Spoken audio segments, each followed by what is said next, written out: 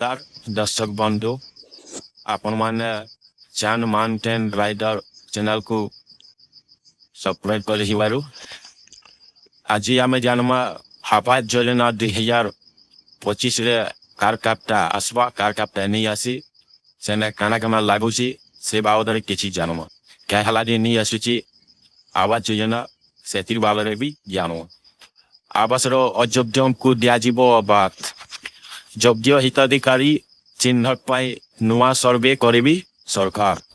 ବିଧାନସଭାରେ ବଡ଼ ଘୋଷଣା କଲେ ପଞ୍ଚାୟତୀୟ ରାଜ ମନ୍ତ୍ରୀ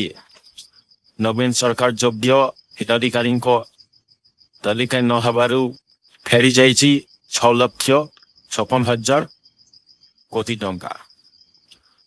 9,45,000 ପକ୍କା ଘର ଦେଇଛନ୍ତି ନିର୍ବାଚନ ସମୟରେ ବଡ଼ ପ୍ରସଙ୍ଗ ପାଲଟିଥିଲା ପକ୍କା ଘର ଦୁର୍ନୀତି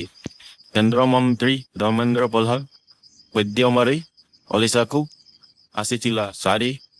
9 ଲକ୍ଷ ପକ୍କା ଘର କିନ୍ତୁ ମହଙ୍ଗା ଡବଲ ମର୍ଡର ଘଟଣାରେ ବିଜେଡି ସରକାର ଘଣ୍ଟା ଘର ନେତୃତ୍ୱ ଦେଇଥିଲେ ପ୍ରସନ୍ନ ଆବାସ ପାଇଁ କେଉଁମାନେ ଯୋଗ୍ୟ ଯେଉଁମାନଙ୍କ ମାସିକ ଆୟ 10,500 ଟଙ୍କାରୁ ଅଧିକ ନଥିବା ସେମାନେ ଯୋଗ୍ୟ ବିବେଚିତ ହିତାଧିକାରୀଙ୍କ ଆଧାର କାର୍ଡ ସହିତ ମୋବାଇଲ ନମ୍ବର ସଂଯୋଗ ଜରୁରୀ ନିଜେ ଆବେଦନକାରୀ ବିଭାଗ ଆପ୍ସରେ ଆବେଦନ କରିବେ ଗରିବ ଲୋକ ଫିଙ୍ଗର ପ୍ରିଣ୍ଟ ରହିବ ଆଧାର ସଂଯୋଗ କରାଯିବ ବାପା ପୁଅ ଅଲଗା ହୋଇଥିଲେ ବି ଯୋଗ୍ୟ ଥିଲେ ଘର ମିଳିବ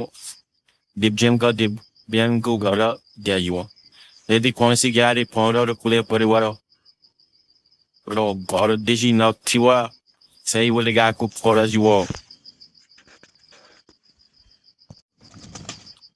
କରାଯିବ ବା ଘର ଦିଆଯିବ ରାସ୍ତା ବିଜୁଳି ପାଇଁ ସହ ଖେଳ ପଡ଼ିଆ ଭଳି ଆନୁଷ୍ଠାନିକ ବ୍ୟବସ୍ଥା ଯୋଗାଇ ଦିଆଯିବ